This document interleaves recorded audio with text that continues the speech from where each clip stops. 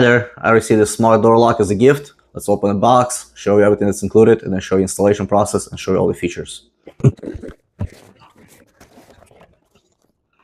Here's some installation template, user manual, some installation hardware, keys and cards, and the lock itself.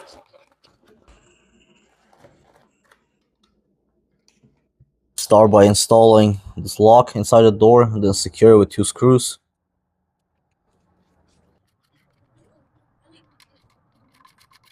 Insert this pin. Depress the little tiny pin in there. Lock it in place. Start by installing an outside handle first.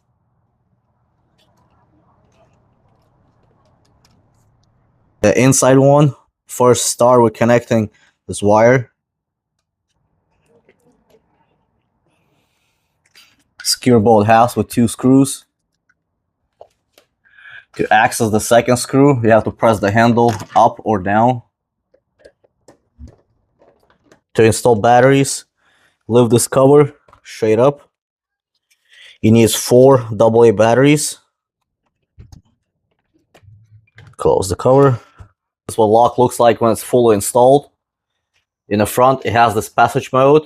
If it stays unlocked, handle outside will not open the door unless you put in the fingerprint or punch in a code. But if you put this in the passage mode, this will stay open all the time. This is perfect for like a day use when a kid's playing outside, so they can just go in without punching any codes or anything like that. This is what app looks like. It connects through Bluetooth. You can set like e-keys, password. With app, you can unlock. Or you can lock it by pressing and holding. And it's locked. You can generate new code. You can put a timed code. You only work at specific time. You can put one time, permanent, custom, recurring, or you can erase codes. To add a passcode, generate, or you can go to custom.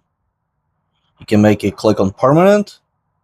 Let's say on here, you go kids, and then from 4 to 9, say 4 zeros as an example. Set passcode.